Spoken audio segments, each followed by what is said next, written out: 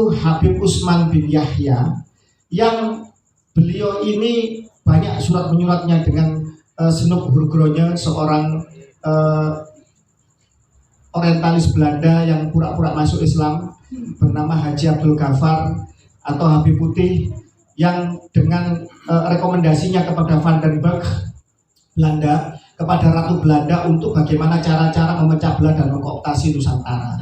Itu fakta yang tidak terbantahkan. Dan Mufti Batavia ini digaji 100 gulden, 1/7 dari Snoek Hurgronje. Itu tercatat semua, ada di dalam perpustakaan Leiden dan lain-lain banyak itu. 100 gulden di tahun 1800-an itu sekitar sekarang antara sekitar 100 jutaan lah, dengan kurs dan nilai itu ya. Belum fasilitas yang lain. Apa tugasnya Mufti Batavia ini? Adalah untuk memberikan fatwa-fatwa, memprodusir fatwa-fatwa atau dalil-dalil agama untuk kepentingan penjajah Belanda. Salah satunya adalah fatwa haram memberontak kepada penjajah Belanda. Negara Kesatuan Republik Indonesia tidak muncul dari ruang hampa. Ada kesejarahan, ada perjuangan, ada tumpahnya darah, ada tumpahnya air mata di dalam berdirinya Negara Kesatuan Republik Indonesia. Dan Solo Raya memegang kunci bagi Nusantara dan bagi berdirinya Negara Kesatuan Republik Indonesia. Tanpa restu dari Kaisar Nusantara, Maharaja Nusantara ingkang minulya Sinuhun Pakubuwono ke-10, tanpa izin beliau, tanpa restu beliau, tidak mungkin Kerajaan Kesultanan Nusantara memberikan stempelnya, memberikan wilayahnya, mengikhlaskan rakyatnya, dan mengizinkan emasnya untuk dipinjam oleh NKRI, sehingga memiliki wilayah, memiliki rakyat, memiliki kedaulatan, dan memiliki mata uang rupiah. Ini tidak bisa dibantah oleh siapapun.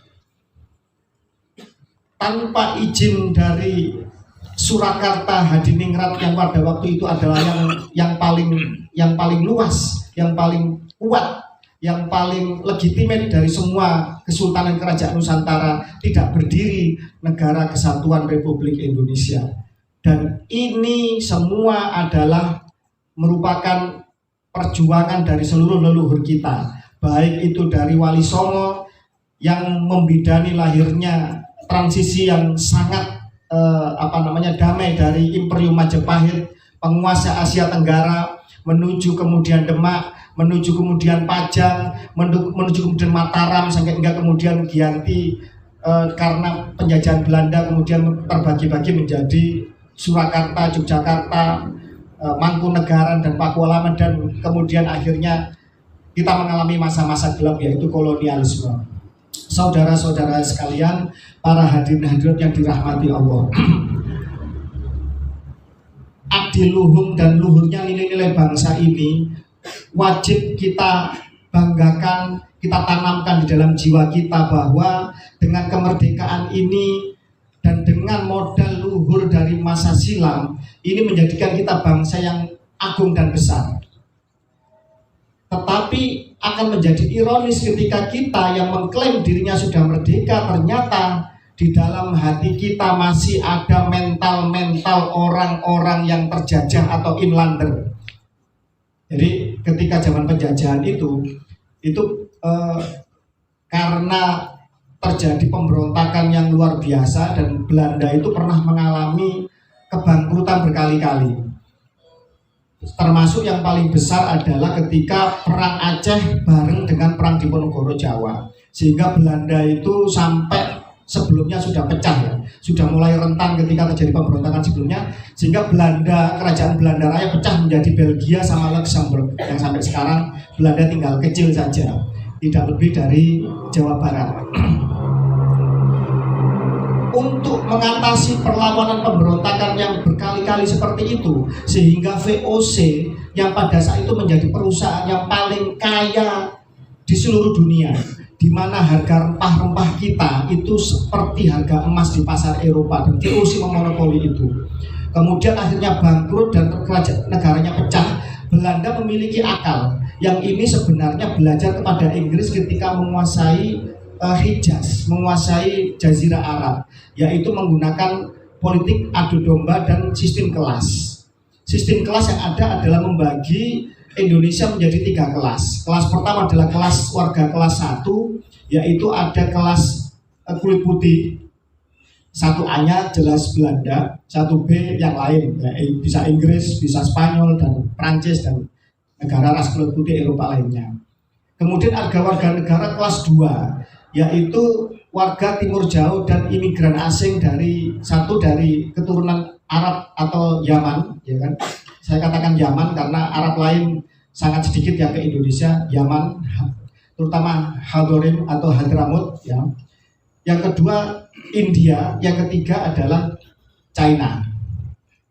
Yang terakhir adalah kelas 3, yaitu kasta kelas 3, yaitu pribumi, termasuk ningrat atau keturunan raja-raja atau pesantren kiai-kiai juga warga kelas 3. Dan ini disebut dengan sangat rendah, yaitu inlander. Inlander ini kalau di dalam buku Bumi Manusia, karangan dari siapa itu yang di Pulau Buru itu, nah itu dikatakan mirip-mirip dengan mingke, mangki, monyet, sampai serendah itu. Bahkan banyak di kantor-kantor pemerintah Belanda disebut pribumi dan anjing dilarang masuk, sampai seperti itu. Nah, kenapa kok dibuat sistem politik kelas?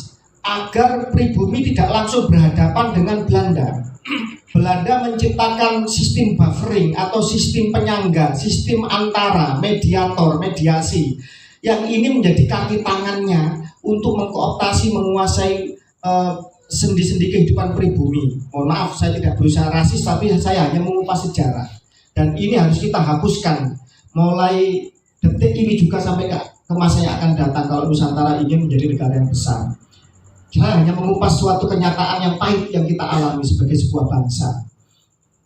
Untuk sendi-sendi ekonomi, mereka menyerahkan kepada warga, biasanya banyak yang mata sipit, yang itu sampai sekarang masih menguasai banyak sendi-sendi perekonomian. Dan ini fakta yang tidak bisa kita bantah, ya kan?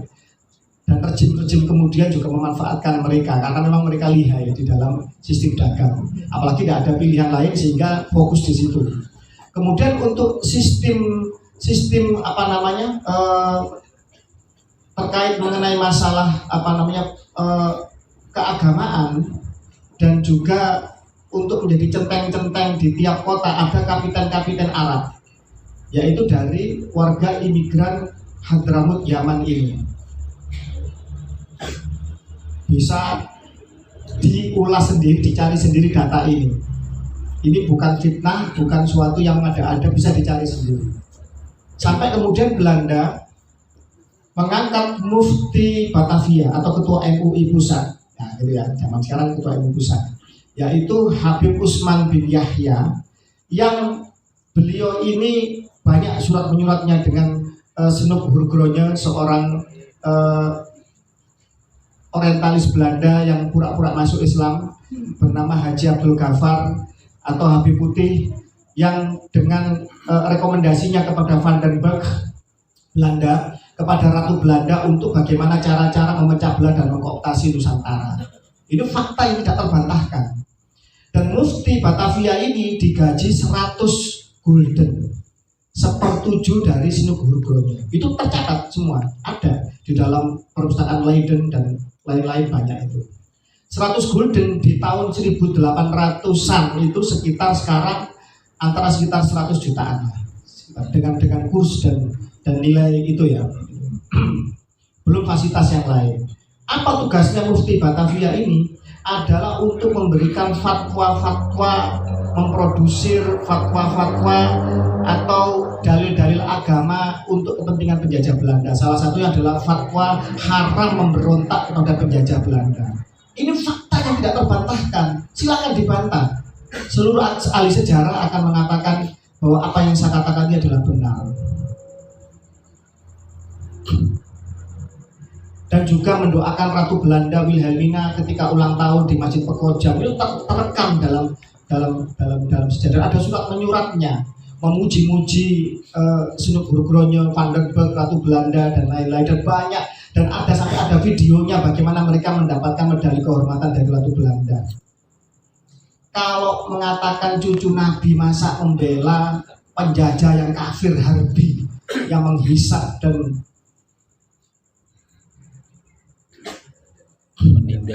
menindas merampok Nusantara. Pertanyaannya, benarkah mereka cucu Nabi?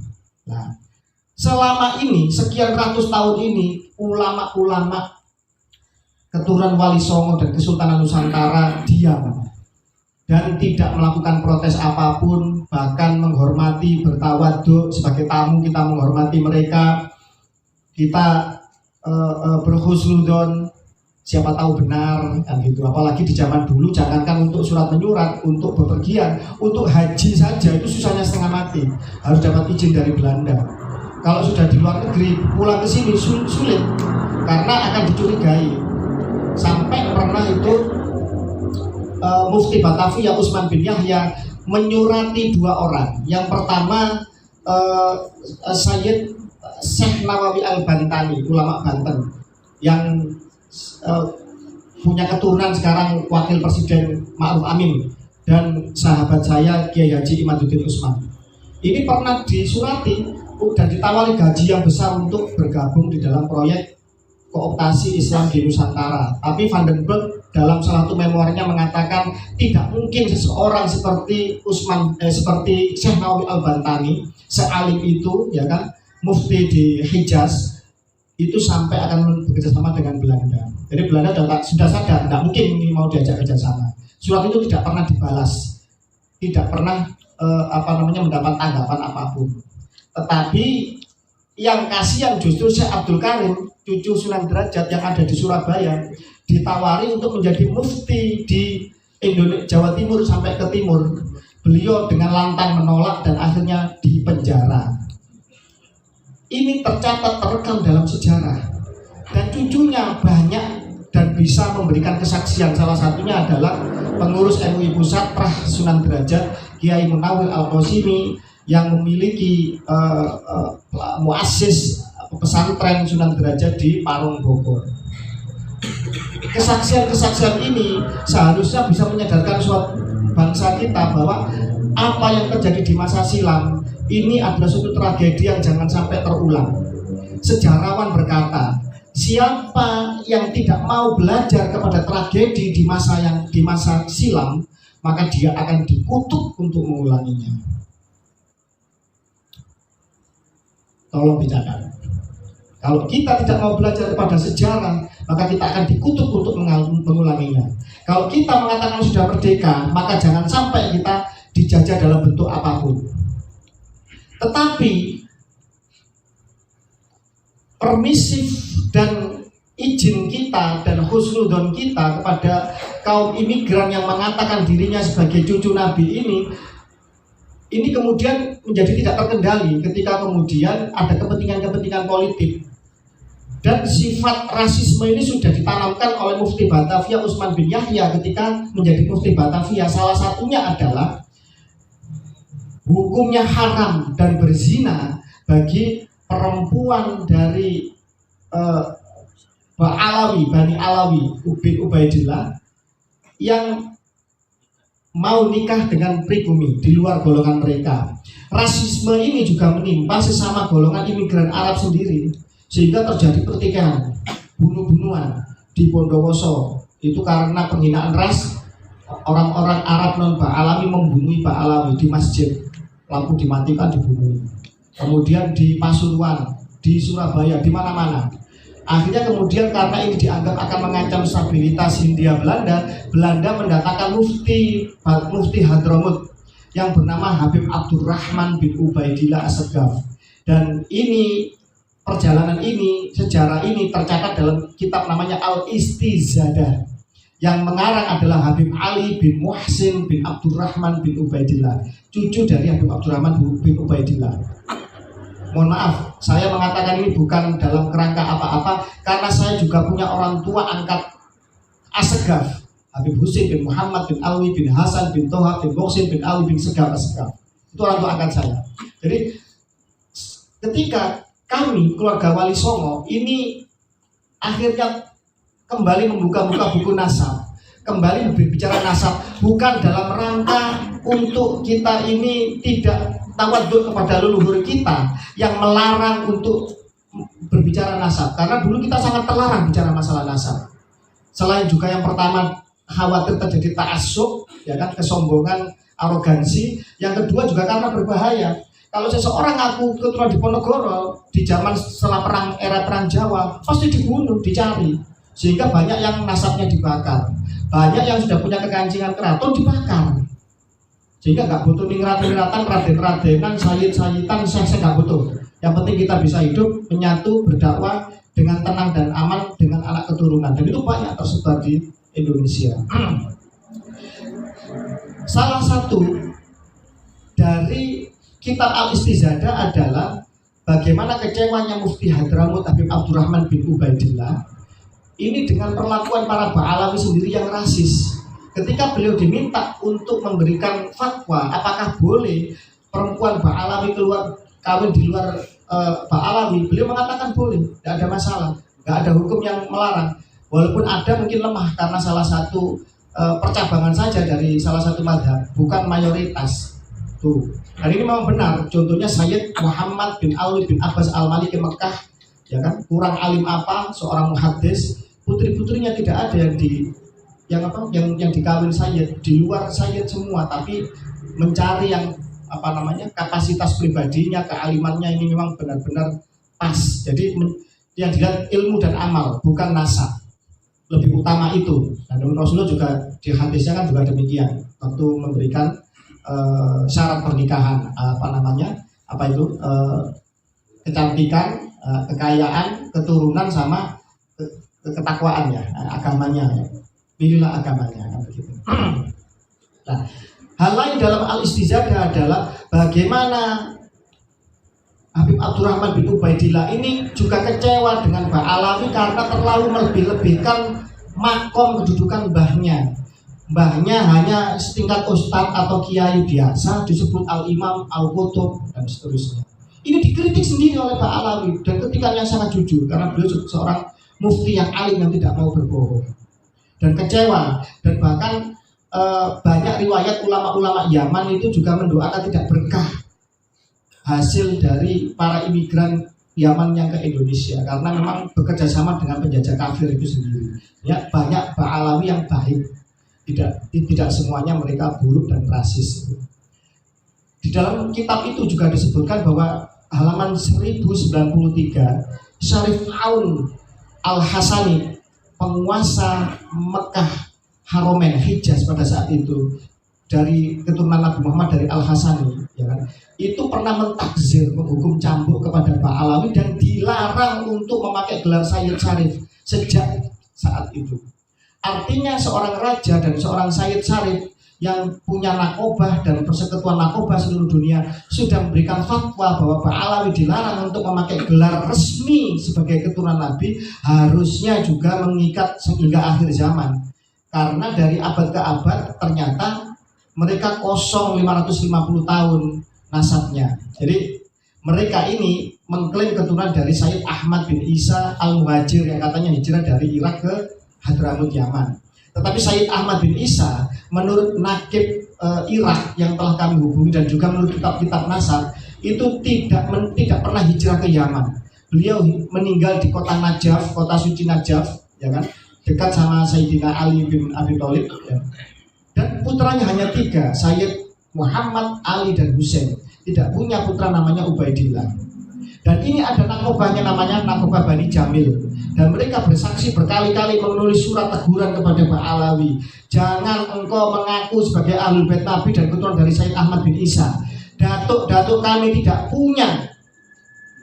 punya kakek, tidak punya saudara yang bernama Ubaidillah. Itu berkali-kali sudah. Nakib Mesir tahun 1985 contohnya yang masih hangat di dalam majalah Syarqul Ausat, majalah ilmiah Mesir.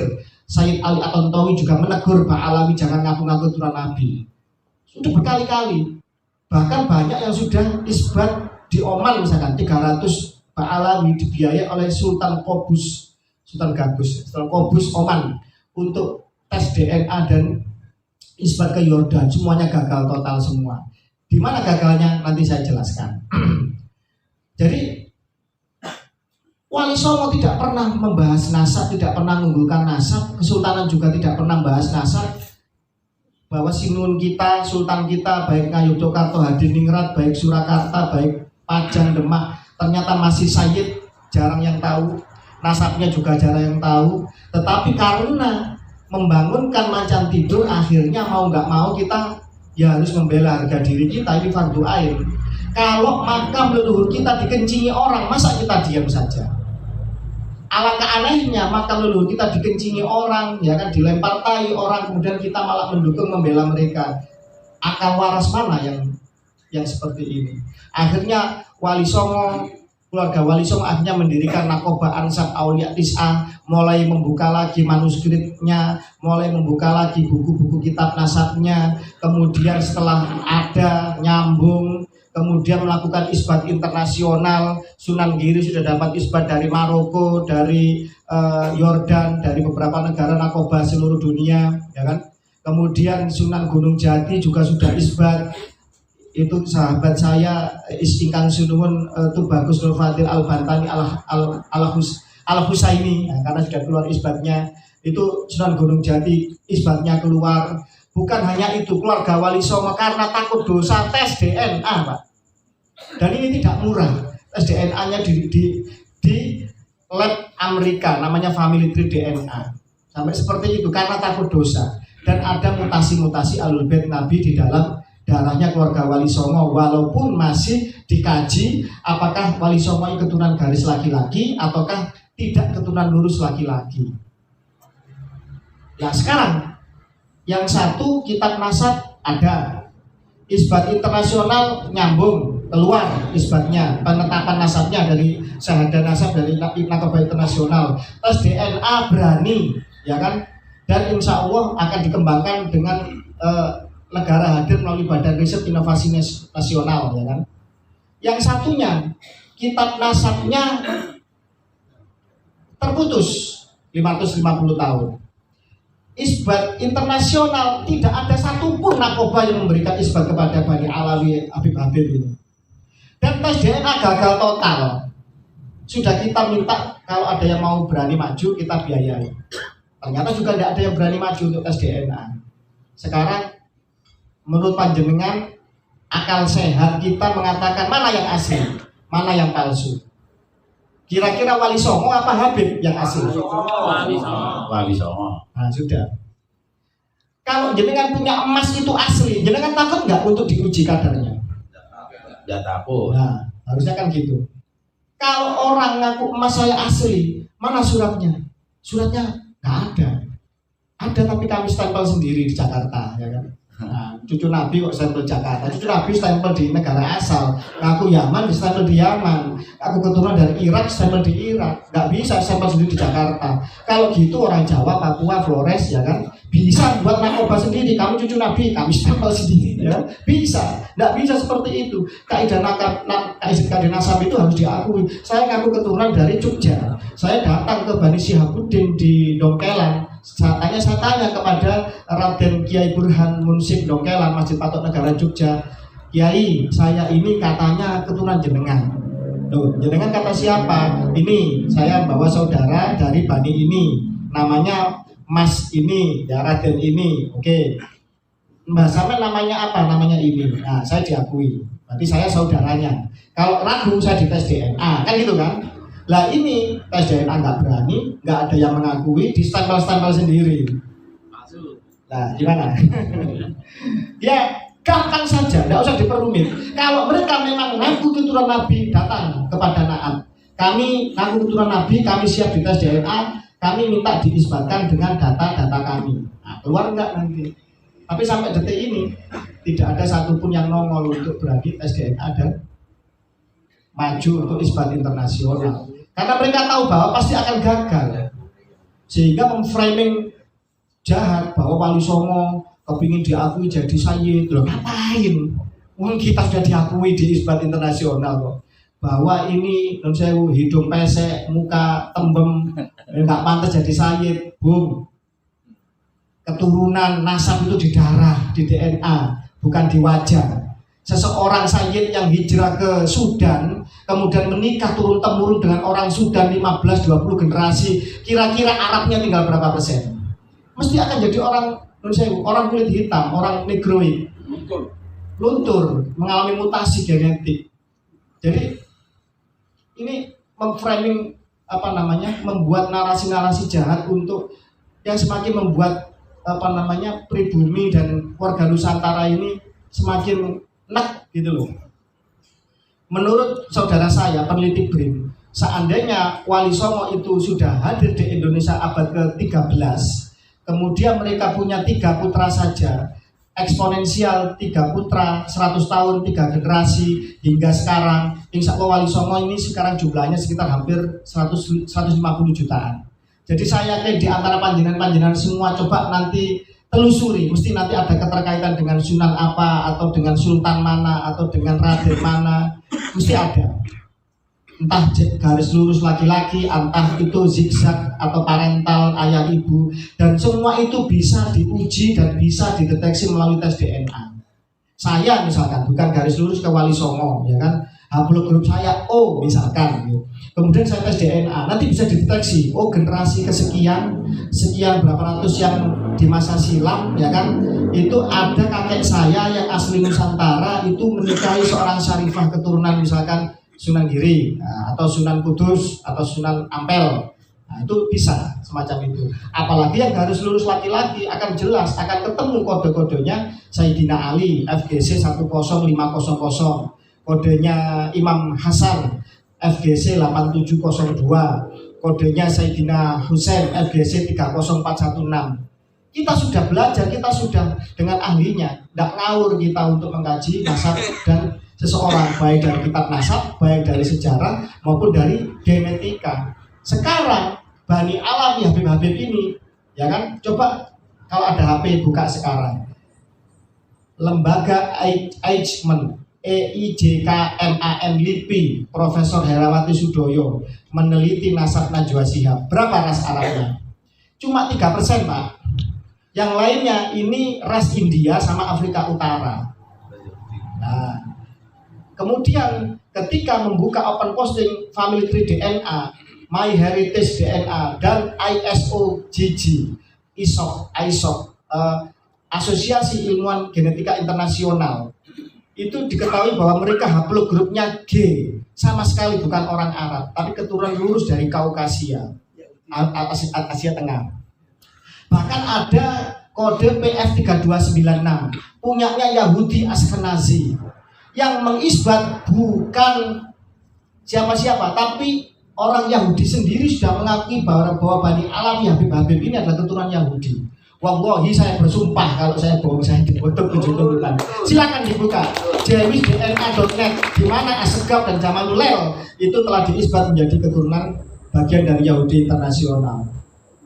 Ada kodenya P303, ini sama dengan Yahudi Sephardi dari Sisilia, Italia yang hijrah ke Amerika, yaitu Al Capone yang menjadi pemimpin mafia gerombolan penjahat internasional pertama di Amerika. PF3296 ini ada pada keluarga Gunzburg, Yahudi Ashkenazi Eropa Timur, ada di ada di keluarga Merkel, Yahudi Ashkenazi Jerman, ada di Guggenheim, Goldstein dan lain-lain. Terus mau ngomong apa? Maling nasab lebih mudah dibuktikan, Pak, daripada maling jemuran, Bu, di zaman sekarang. Lebih mudah dicari lebih mudah dicari orang yang mengaku-ngaku memalsukan nasab daripada orang yang lari dari bank kredit. Jadi semacam itu. Jadi ini zaman ini sudah zaman yang mutakhir. Surat menyurat, telepon, komunikasi, internet, ya kan, ilmu pengetahuan sudah sangat maju. Jadi jangan coba-cobalah berlaku rasis. Janganlah coba-coba menerapkan sistem kelas di Indonesia yang telah merdeka ini. Indonesia telah menjadi negara macan Asia, masuk 20 besar negara termaju ekonominya di dunia, negara G20. Dilansir akan menjadi negara terkuat keempat tahun 2045. Amin, insyaallah. Freeport telah kembali sedikit demi sedikit mayoritas ke kita, tambang-tambang migas ke kita, ya kan. Jadi ini akan menjadi modal besar kemakmuran di masa-masa akan datang bagi anak generasi kita. Tapi kalau kita masih punya mental terjajah, mereka yang hadir 100% oleh kapal Belanda dihadirkan ke Nusantara akan menjadi majikan kita menjadi budaknya. Apakah Anda rela? Anak-anak kita akan cium tangan ke mereka, cium kaki mereka, ya kan, dianggap budaknya. Malam ini di Sawit saya sangat gembira. Sekelas MBC sudah bisa melakukan dialog interaktif seperti ini. Nah, kita tanya jawab nanti. Yang tidak setuju di mana, yang kurang jelas di mana. Ini bukan doktrinal, tapi ini diskusi ilmiah. Jadi bapak-bapak ibu-ibu sekalian, kesadaran ini harus kita lakukan karena apa? Karena kita tidak untuk diri kita dan generasi, tapi untuk generasi kita yang akan datang. Kalau kita masih punya mental, ketemu orang matanya biru kita minder, ketemu orang matanya sipit kita minder, ketemu orang hidungnya mancung, mulutnya difase-fasekan, jenggotnya dipanjang-panjangin kayak kambing bandot, kita minder. Kita masih terjajah, saudara-saudara sekalian.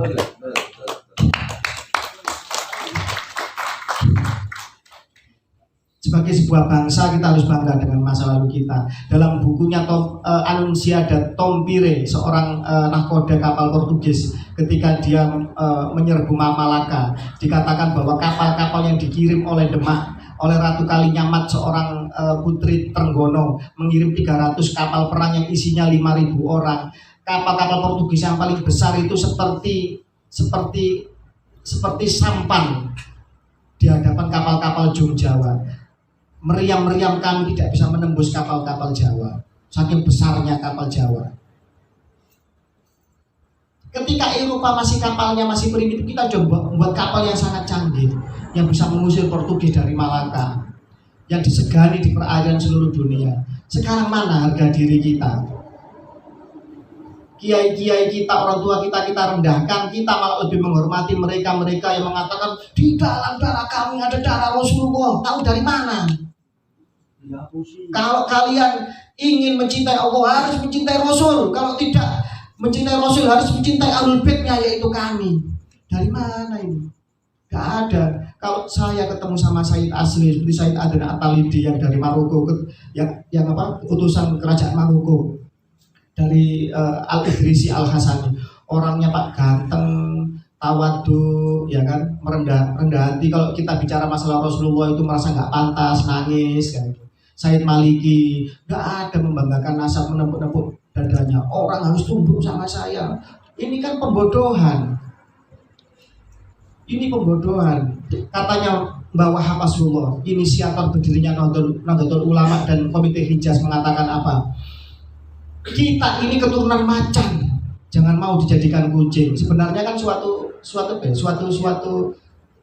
simbol, pertanda bahwa kiai-kiai Jawa, bahwa Kesultanan Nusantara ada keturunan-keturunan dari macan. Dalam diri kita mengalir darahnya Genghis Khan Mongol, penguasa penakluk dunia, mengalir ras Aryan dari Dewa Krishna dan Nabi Krishna dan Arjuna, mengalir juga darahnya Rasulullah SAW. 3 imperium besar mengalir dalam darah kita. Masa kita mau dijajah sama Yahudi? Ulang tantu angkal Yahudu wan Nasoro, jelas apa mereka orang-orang Yahudi dan orang-orang Nasrani yang bergandengan tangan. Mereka tidak akan pernah rela untuk Islam ini jaya dan bangkit. Tetapi ingat, di ayat lain ada Nasrani-Nasrani yang juga baik. Siapa? Mereka yang tidak mau bergandengan tangan dengan Yahudi. Kalau katanya si Imran Hussein, Kristen Ortodok di Rusia yang anti Yahudi, ini adalah sahabat kita orang Islam. Jadi mohon maaf, banyak fenomena generasi muda kita menjadi murtad, Pak, ketika mengalami persekusi dari FPI, mengalami persekusi kerasnya fatwa atau dogma dari mereka yang mengklaim dirinya sebagai cucu Nabi ini. Mohon maaf, sekarang Mesir sudah melarang pakai cadar karena cadar ini secara Kesejarah adalah miliknya orang-orang Yahudi. Mesir melarang orang pakai cadar. Tetapi kita sekarang sudah mulai pakai cadar. Walaupun memang ada salah satu madhab kita yang mengharuskan pakai cadar seperti Imam Syafi'i. Tapi sebenarnya tidak, bukan fardu yang qat'i, yang wajib dan mutlak, tidak. Kalau kemudian mode kita seperti sekarang ini adalah suatu kewajiban yang kalau nggak pakai hijab, nggak pakai ini adalah suatu cara Allah menyiksa kita. Maka istrinya Mbah Hasyim Asy'ari, istrinya Buya Hamka, istrinya Ki Ahmad Dahlan, dan istri-istrinya bunyai-bunyai zaman silam yang tidak pakai jilbab seperti sekarang, hanya pakai kerudung biasa, masuk neraka semua, masih kelihatan rambutnya. Istrinya Raja Yordan, istrinya Raja Maroko masuk neraka semua. Putri-putri keraton, ya kan, Surakarta yang kalau masuk keraton tidak pakai jilbab itu dibakar semua di neraka. Masya Allah, senaif itu. Jadi saya sepakat dengan Profesor Quraisy bahwa pakaian yang sopan sesuai dengan adat setempat itu adalah hijab itu sendiri. Ya, adalah Allah ini maha baik, maha bijaksana. Jadi jangan semua harus Timur Tengah, harus gurun pasir, pakai sarung, pakai kopiah, pakai belangkon, itu juga mulia, itu juga beradab. Jangan harus pakai gamis, harus pakai yang lain. Kalau saya nggak bisa tumbuh jenggot, saya pasangkan jenggotan kayak serundeng, ya lucu, bukan tambah tampan. Allah mencintai ketampanan, bukan tambah tampan tapi tambah lucu, ya kan? Nah, masa orang Islam lucu, kempro kan gitu. Ya.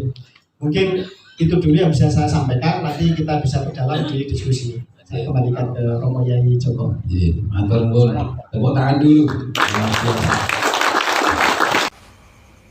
Masalah nasab ba'alwi polemiknya dihentikan. Ya, Itu menurut ulama ya, beberapa betul, ulama ya, polemik. betul Gus. Ini menurut saya ya. Kalau menurut saya polemik nasab ba'alwi ini tidak akan bisa berhenti. Oh gitu Gus ya.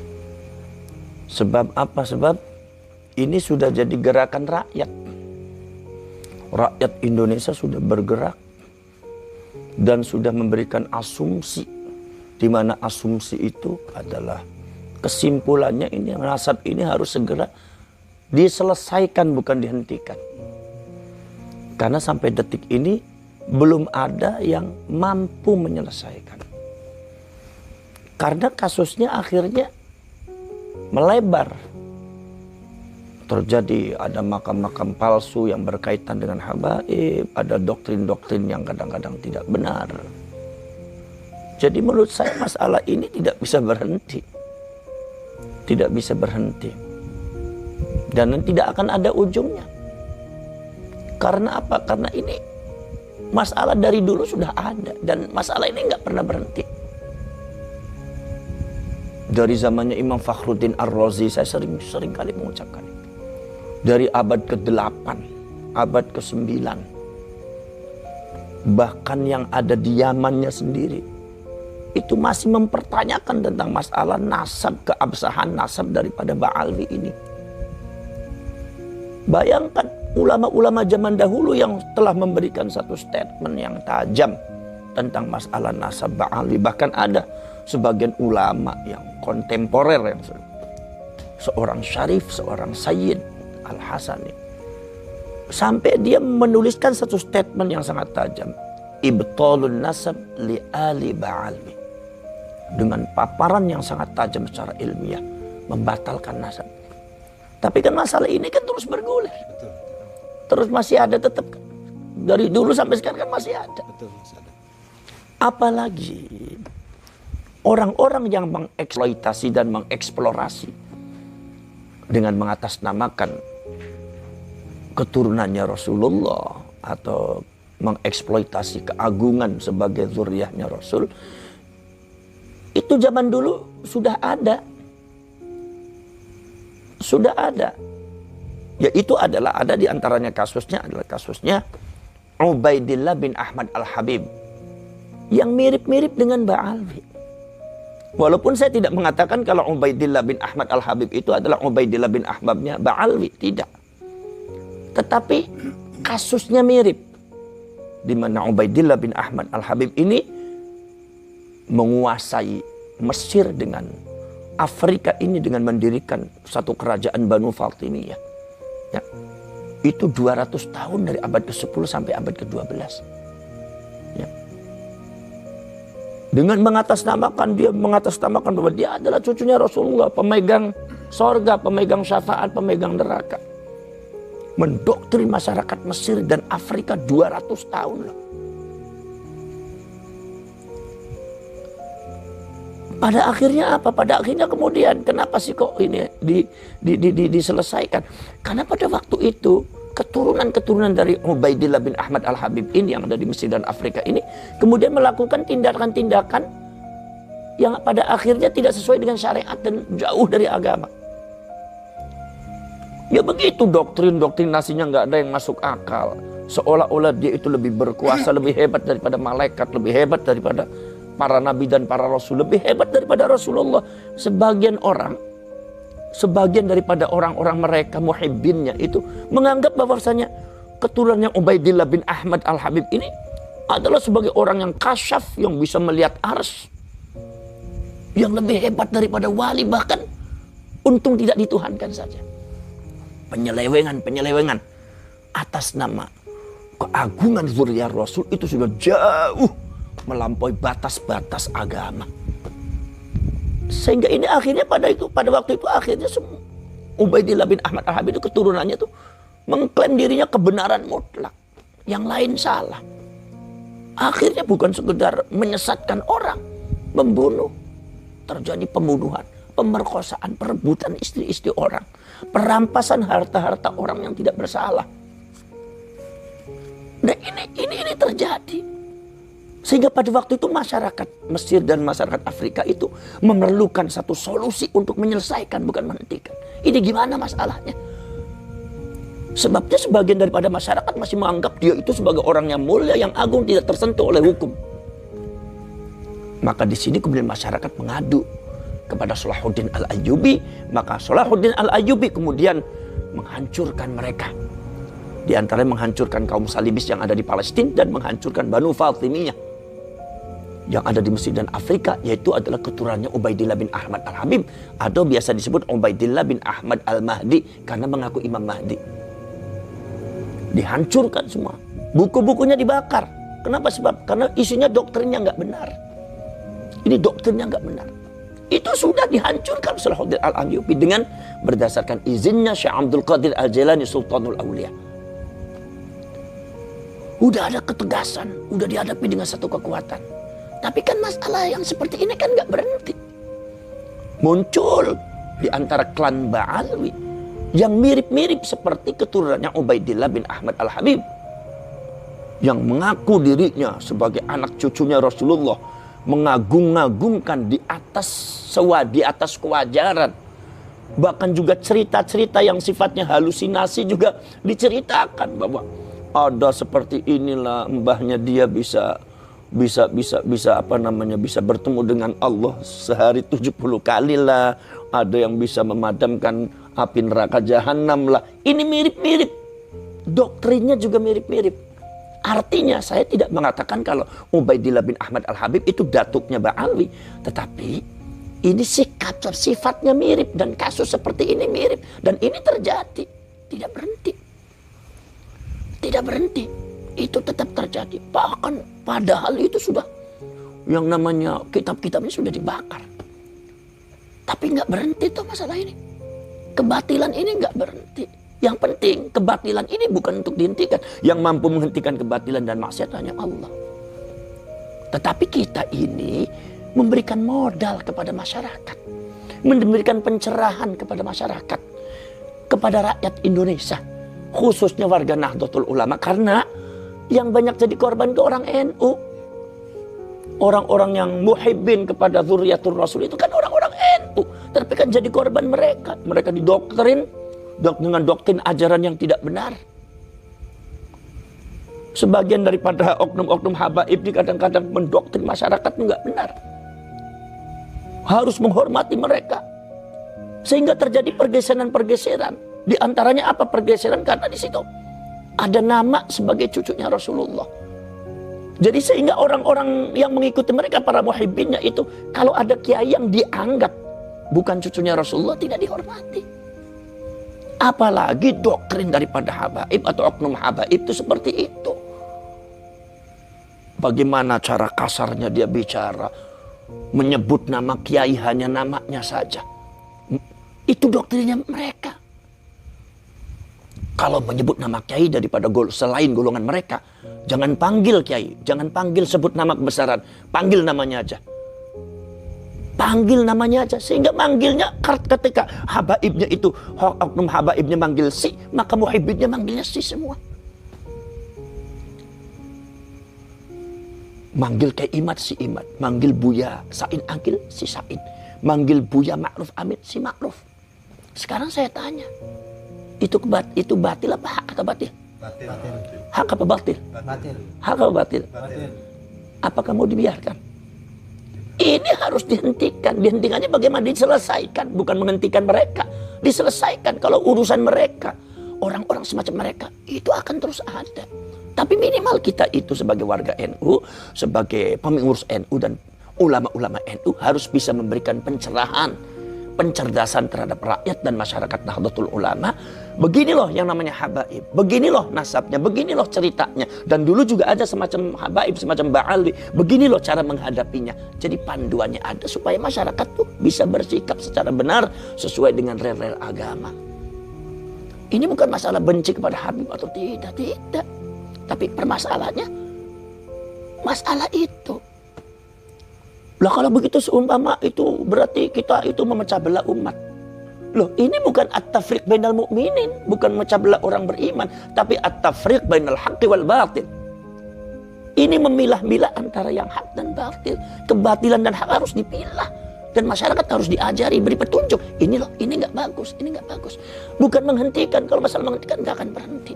Mau berhenti atau tidak itu satu adalah urusan Allah. Nomor dua urusan mereka mau berhenti atau tidak.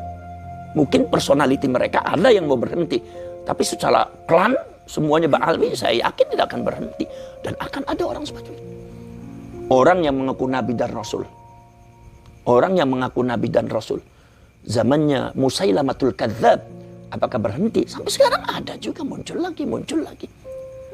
Jadi yang penting kita memberikan panduan kepada rakyat Indonesia supaya rakyat Indonesia itu jangan mau dibodohi dengan doktrin-doktrin mereka. Kita ini bangsa besar. Belanda itu mengubur dalam sejarah kebesaran Indonesia yang mampu menguasai 3/4 dunia. Dikubur. Padahal kita itu bangsa besar. Orang Jawa itu besar, orang Aceh itu besar, orang Sumatera itu besar, Kalimantan punya kebesaran. Sulawesi, Maluku, itu semua Nusantara itu punya kebesaran yang lebih di atas yang lain. Tetapi dikubur. Bahkan sekarang sudah diracuni dengan doktrin-doktrin habaib yang seperti itu. Ba'ali seperti itu. Akhirnya masyarakat menjadi bodoh. Masyarakat akhirnya terkungkung. Masyarakat terpenjara mentalitasnya. Karena apa? Selalu didoktrin. Selalu dijajah dengan cerita-cerita semacam itu. Masalah syafaat. Kalau Anda tidak menghormati kami, maka tidak akan mendapat syafaat. Tidak akan masuk surga. Akan saya paksa kamu untuk masuk neraka. Kamunya siapa bisa maksa masuk neraka?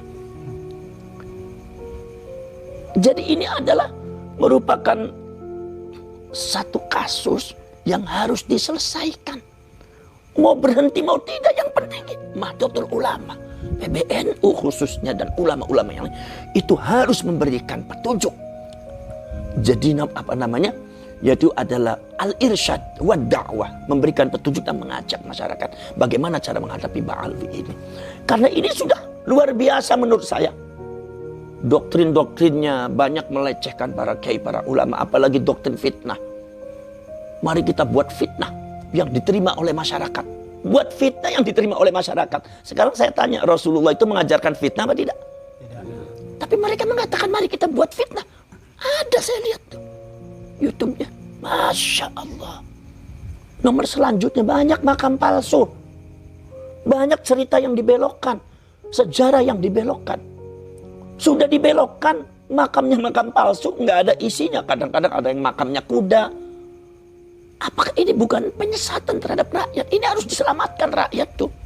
Orang NU dan orang muslimin muslimat umatnya Rasulullah harus diselamatkan daripada doktrin-doktrin dan ajaran-ajaran pengaruh-pengaruh mereka. Bukan sekedar itu saja. Masya Allah, makam ada, memalsukan makam. Makamnya dihauli, sudah dipalsukan, diklaim lagi. Ya, bahwa ini seperti ini. Nahdlatul Ulama tanpa Habib tidak bisa berdiri. Ada lagi sekarang, Indonesia tanpa Habib tidak bisa berdiri. Ada lagi mengatakan sekarang Madura itu adalah satu daerah khusus untuk mencintai Habib. Ada lagi sekarang Purwakarta sejarahnya juga diklaim juga. Bahwa yang membabat tanah Purwakarta itu adalah golongan Habaib. Dibantah oleh sesepuhnya. Ini diklaim lagi, diklaim lagi, diklaim lagi. Nanti kalau diklaim semua, habis itu orang Indonesia. Sejarah kalian akan tenggelam. Sejarah kalian akan hilang, akan lenyap. Ditimbun oleh kebatilan-kebatilan kaum-kaum Ba'alwi, oknum-oknum Ba'alwi semacam itu. Lah ini jangan sampai terjadi di Indonesia. Jadi ini harus ada ketegasan dari pemerintah, dari PBNU, dari ulama-ulama. Bahwa seperti ini loh cara menghadapi mereka. Karena untuk menghadapi mereka itu harus memiliki kekuatan besar semacam Salahuddin Al-Ayyubi. Lah, kita juga harus punya kekuatan untuk bisa menghadapi, menyelesaikan itu semua, memberikan petunjuk kepada masyarakat. Kalau bisa menghentikan, walaupun tidak akan berhenti, tapi kita ikhtiar untuk menghentikan. Jadi tidak akan berhenti menurut Anda? Tidak akan berhenti, tidak akan ada ujungnya, kecuali kita harus menyelesaikan. Walaupun memang sebagian ulama mengatakan untuk diberhentikan. Tidak akan bisa. Siapa ulama yang tidak akan bisa menghentikan itu? Nggak akan bisa. Itu karena apa? Itu sunnatullah di dalam rangka idharul batil, yaitu adalah memunculkan kebatilan di depan kalian semua supaya kalian tahu bahwa ja'al haqq wa zaqal batil innal batila kana zahuqa. Nah, jadi seperti itu. Ataupun seumpama mereka dengan adanya polemik dan adanya pembahasan ini marah, ya silakan saja, nggak apa-apa. Wong kita tidak niat menyakiti siapapun. Kita hanya ingin memberikan pencerahan terhadap rakyat. Kenapa sih? Ya kan karena ente sendiri. Karena yang dibuat doktrinnya doktrin ente sendiri. Karena sikap-sikap ente sendiri. Dan ini sudah memiliki satu kekuatan. Mereka sudah merambah ke arah politik. Dan mereka sudah menjelek-jelekan bangsa kita. Sudah menjelekkan lambang-lambang negara kita. Presiden dijelekin. Ada lagi kemudian bendera yang dijelekin. Ada lagi pun yang lain juga lagu-lagu dipelesetin, budaya adat budaya kita, budaya Jawa, budaya Madura, sampai budaya Sunda, sampai budaya-budaya yang ada di Sumatera, di Kalimantan dijelek-jelekin. Ini masalah yang sudah diselesaikan oleh para ulama, para wali zaman dahulu. Ini sudah bongkar, diacak-acak oleh oknum-oknum Ba'alwi, dan ini harus dihadapi. Ini masalah kebangsaan yang besar. Kalau tidak, hancur bangsa ini. Kalau tidak, rusak rakyat ini. Kalau seandainya kita tidak menyelesaikan, kita hanya menonton kebatilan, berarti kita syaitanun ahros. Berarti kita setan bisu. Sungguh ada kebatilan tapi kita diam. Ataupun mereka marah-marah, ya biarkan saja. Kalau Anda marah berarti Anda seperti Fir'aun. Karena kalau seperti Fir'aun kan berarti otoritas yang dimainkan. Kamu itu muridnya saya. Oh, kamu itu muridnya saya, tidak lebih besar daripada saya. Kamu itu diajari oleh saya. Dan akhirnya ada ancaman-ancaman. Fir'aun kalau begitu. Jadi ini otoritas dimainkan, ancaman dimunculkan. Ini gaya Fir'aun. Jadi kalau debat logika kalah dengan keiman, ya itu aja dengan logika kalah dengan keiman. Kemudian akhirnya malah otoritas dimunculkan. Yang menciptakan kiai-kiai adalah Habib. Habib itu begini. Ya kan? Bahwa ini ada begini. Pesantren kalau nggak ada Habib begini. Seolah-olah Islamnya goyah. Seolah-olah kalau seumpama nggak ada Habib maka Indonesia tidak akan Islam. Padahal Habib datang abad ke-19. Ya kan? Habib itu segala-galanya. Habib itu datang abad ke-19. Sementara kita sudah Islam semua. Ya kan Islam semua. Habib kan datangnya abad ke-19. Kita sudah Islam. Jadi artinya itu otoritas begitu adalah otoritas omong kosong. Satu. Nomor dua, diancam. Awas kamu seperti ini kamu akan masuk neraka, nggak dapat syafaat. Ancaman. Gaya seperti ini adalah gaya Fir'aun. Itu maksud saya seperti itu ya. Ya itu. Jadi jangan dilakukan lah. Kita ya jangan gaya Fir'aun. Kemudian kembali kepada tadi, maka itu tidak akan bisa dihentikan. karena itu sudah gerakan rakyat, dan ini harus rakyat dan warga Nahdliyin dan umat Islam, umatnya Rasulullah harus diselamatkan dari pengaruh-pengaruh dan doktrin-doktrin klan Ba'alwi yang tidak benar. Jadi harus ada keputusan tegas dari ulama-ulama Indonesia, ulama Nusantara, baik NU ataupun Muhammadiyah dengan Al-Irsyad. Siapa itu Ba'alwi? Bagaimana itu sejarahnya? Ungkapkan yang jujur aja. Bukan karena benci atau tidak benci, bukan itu. Tapi yang jujur aja, harus perlu kejujuran. Jadi itu baru setelah ada keputusan, maka keputusan itu akan menjadi panduan, manfaat bagi kita, dan manfaat bagi umat Islam, dan bagi generasi yang akan datang pun akan manfaat. Kan seperti itu. Ya, kira-kira begitu. Ada lagi? Begini Gus, dengan adanya polemik di luar sana yang sedang ramai. Yang sedang ramai itu bahwa tentang Ba'alawi, nasab Ba'alawi, itu bahwa ketua PBNU, ketua PBNU, ketua PBNU Kiai Yahya Khalil Stakuf sudah mengeluarkan statement bahwa nasab Ba'alawi Habaib ini dihusnudzonkan saja, Gus. Maksudnya husnudzon gimana? Artinya gini, bahwa Habaib atau Ba'alawi itu benar keturunan Rasulullah. Menurut panjenengan itu gimana, Gus? Oh, dihusnudzonkan sebagai keturunannya Rasulullah. Iya, betul. Itu yang bicara Kiai Yahya. Kiai Yahya Stakuf dan para Yahya. Oh iya.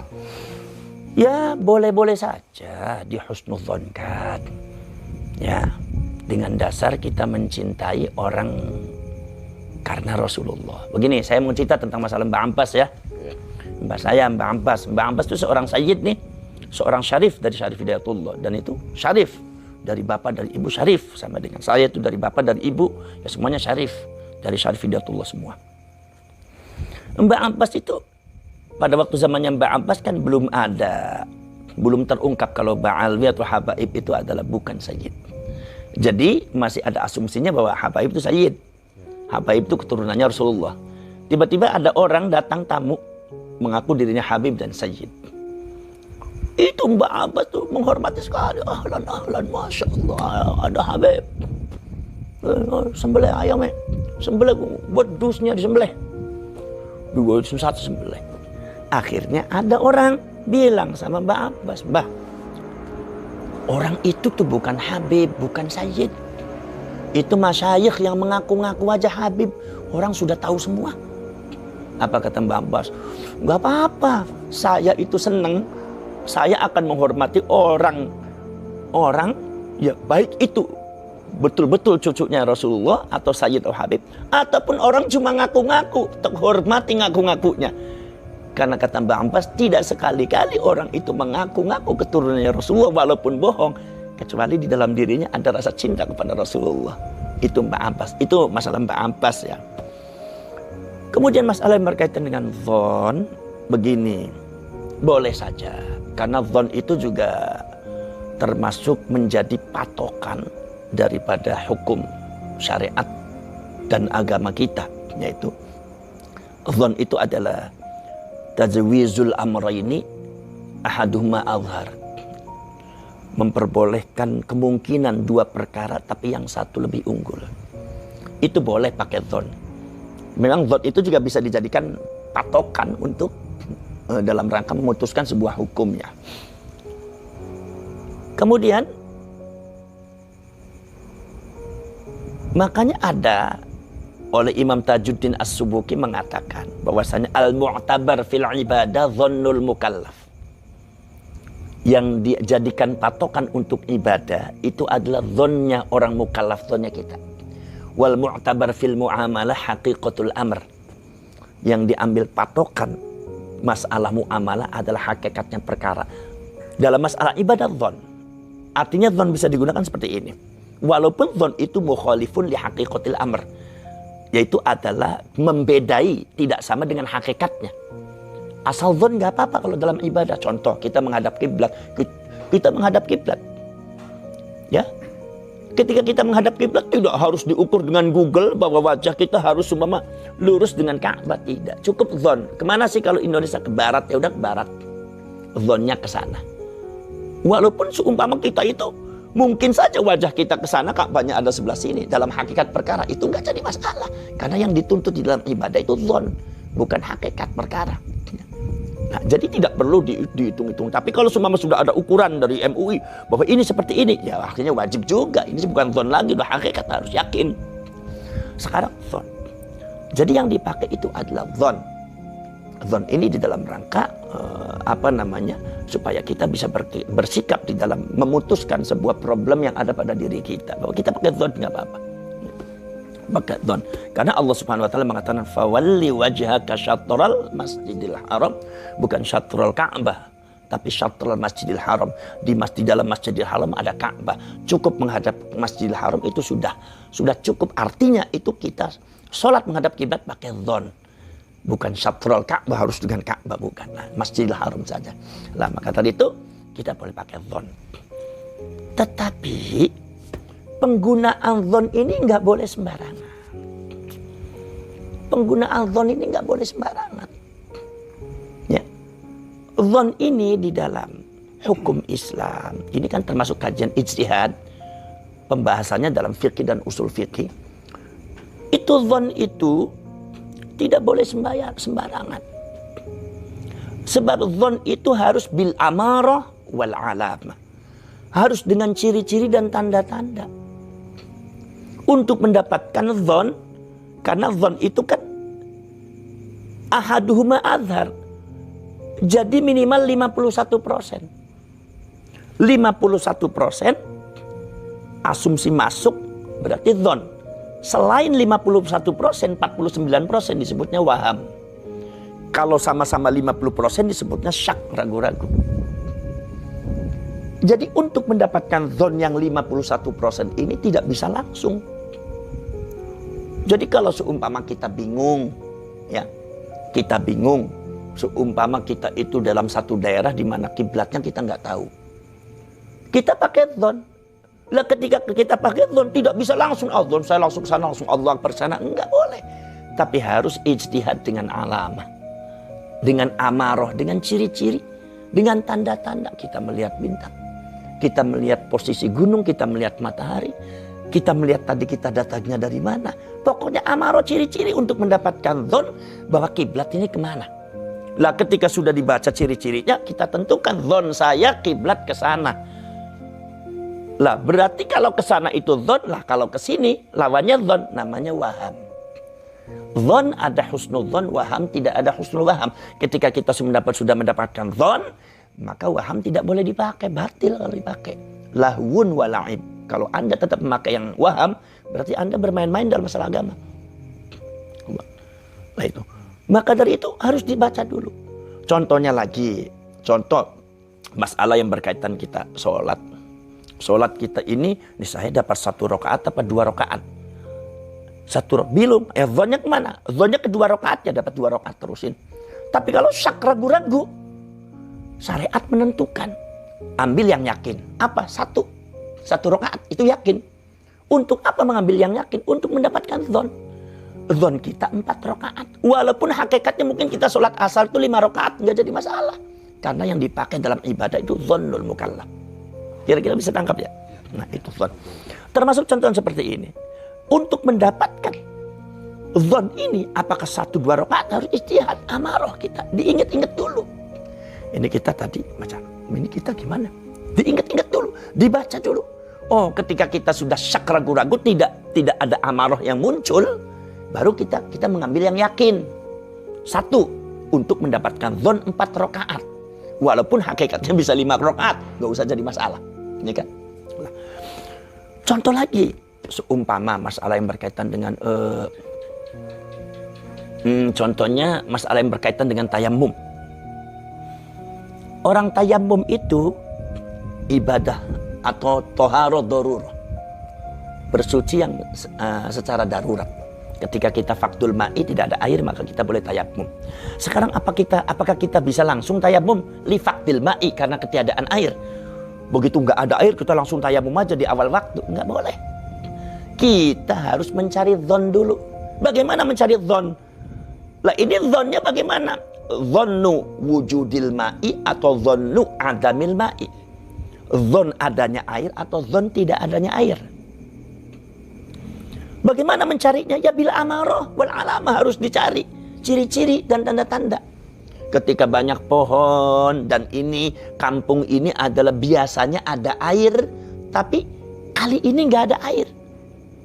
Tapi biasanya ada air. Jadi kemungkinan mungkin bisa juga kalau dicari ada air. Maka wajib tolabul ma'i, wajib mencari air. Tidak boleh langsung tayamum. Kenapa? Karena kita zonnya adalah ada air. Ini yang dipakai zon. Kecuali kalau seumpama kita itu dalam satu daerah, zonnya adalah adamil ma'i, tidak adanya air. Karena kita semua ada di Timur Tengah atau di daerah yang gersang, ada batu-batuan, tidak ada air. Mencari pun udah dianggap percuma karena memang di sini biasanya tidak ada air, ya kan? Maka zonnya adamil ma'i, nah zon dipakai, tidak ada airnya. Maka dari itu boleh langsung tayamum di awal waktu. Ini pakai zon. Jadi zon itu harus bil amarah wal alamat. Ya Pak. Jadi nggak boleh sembarangan. Lah kemudian sekarang masalah yang berkaitan dengan habaib, nasabnya habaib, bagaimana bisa nggak husnudzon? Dilihat dulu amarohnya, alamatnya. Amaroh nasabnya habaib ini, ba'alwi ini, amaratul ittisal atau aratul inqita'. Ciri-cirinya terputus, apa ciri-cirinya nyambung atau ciri-ciri terputus?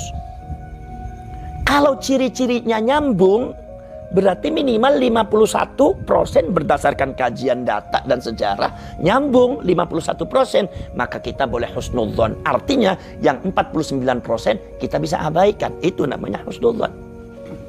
Walaupun tidak hakikatul amr, belum tentu hakikatul amr. Tah itu kalau amarohnya ittisal, nyambung. Sekarang kalau amaratul inqita', amarohnya itu ciri-cirinya terputus. Berdasarkan kajian data, kajian sejarah, manuskrip yang lain, ternyata amarohnya ciri-cirinya inqita', terputus. Berarti zonnya zon terputus. 51 ke atas terputus. Kalau seumpama amarohnya itu pada inqita' sehingga zonnya 51% itu terputus, berarti 49% sisanya itu namanya bukan zon, waham namanya. Dan waham, ingat, tidak ada husnul waham. Kalau panjenengan ngambil yang waham untuk patokan hukum dan sandaran, kalian laghun wala'ib, kalian bermain-main dalam masalah agama. Itu batil. Jadi bagaimana seumpama ini masalah ba'alwi ini nasabnya bisa husnudzon apa tidak? Tidak bisa langsung. Kita kaji amarohnya. Dan ini ulama dan kiai-kiai lagi, pakar-pakar lagi pada mengkaji. Secara ilmiah. Secara ilmiah, termasuk Ki Imaduddin ini. Ya. Walau seumpama oke, Imaduddin itu dalam masalah ini, Maaf, Gus. beliau tahu ya. Untuk masalah Kiai Imaduddin itu kan bukan mujtahid, Gus. Maksudnya? Bukan mujtahid, artinya tidak bisa mengeluarkan fatwa gitu loh, Gus. Oh gitu. Enggak, begini. Mujtahid dalam masalah apa? Kalau mujtahid mutlak bukan. Tapi ada kata para ulama mengatakan, man alima adillata syai'in kana minal mujtahidina fihi wa in jahula ghairahu. Barang siapa yang mengetahui detil-detil daripada dalil-dalil sesuatu, berarti dia adalah mujtahid terhadap sesuatu itu, walaupun pada yang lainnya tidak mengerti. Jadi menurut pandangan saya, semacam Kiai Imaduddin dan Kiai Ihya, orang-orang yang muta'ahid, memfokuskan dirinya membahas, mengkaji tentang masalah ba'alwi, ya dia minal mujtahidin fihi, minal mujtahidin fihi, termasuk mujtahid dalam masalah ba'alwi. Jadi ya, Anda jangan mengatakan mujtahid. Mujtahid itu banyak, ada mujtahid mutlak, ada mujtahid yang muntasib, ada mujtahid fatwa, ada mujtahid madhab, ada yang mujtahid dalam beberapa masalah. Jadi Anda tidak mengatakan ini mujtahid, ini bukan seperti itu. Kalau Anda nggak mengerti, jangan bicara. Itu kajiannya di ilmu fikih dan usul fikih, dan itu ulama Nahdlatul Ulama semua paham semua masalah itu. Makanya nggak sembarangan agama itu. Lah itu jadi amarohnya, kembali ya masalah itu, amarohnya itu di apa inqita' apa ittisal. Ini para ulama termasuk Kiai Imaduddin, Kiai Ihya dan yang lainnya, menurut saya itu termasuk ulama-ulama dan ulama Muhammadiyah harus bersatu membahas itu di dalam rangka mencari amarah ini, amaratul ittisal apa inqita'. Tanpa kita condong ke sana condong ke sini, akhirnya dapatnya nggak jujur. Harus jujur. Kalau A B nyambung enggak.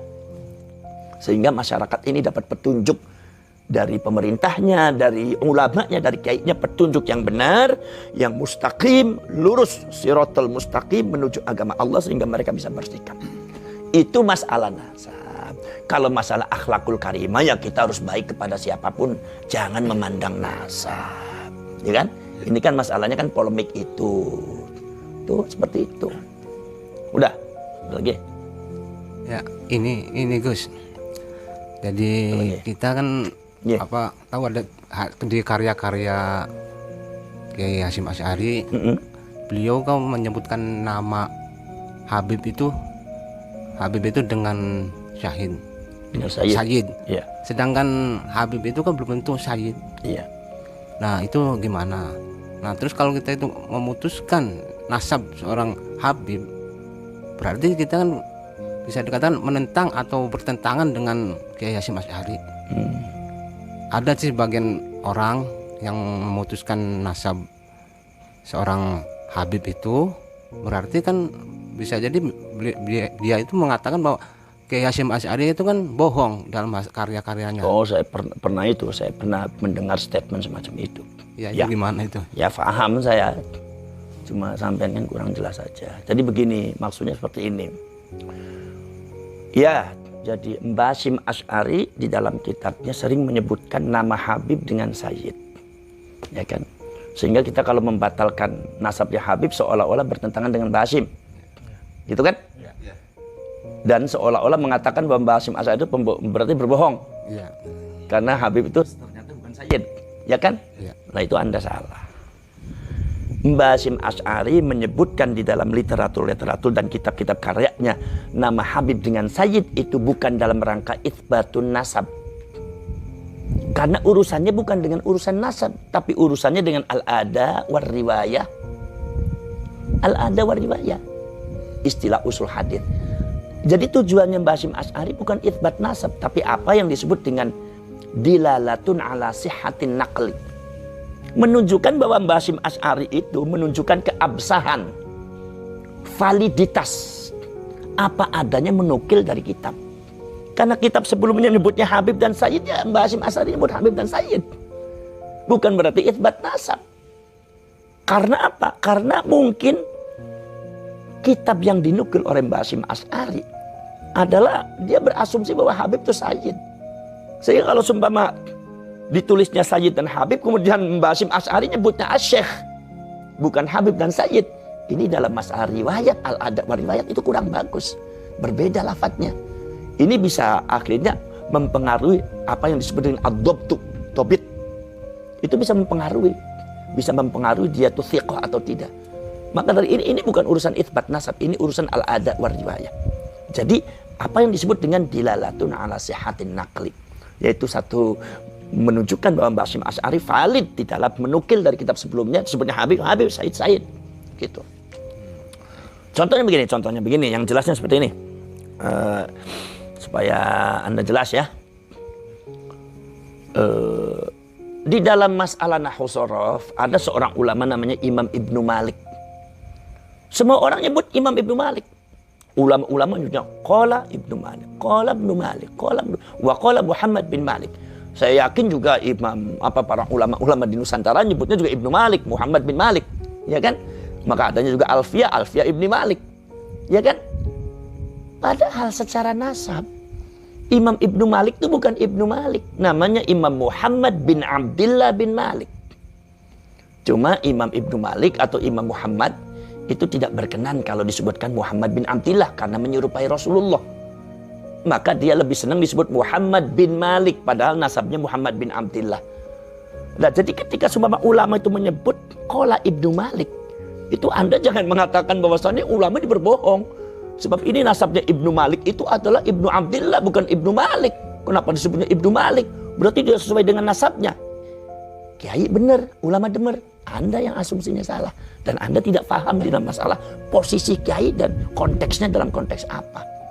Kalau ulama-ulama menyebut qala Ibnu Malik, karena memang di dalam kitabnya disebut Ibnu Malik.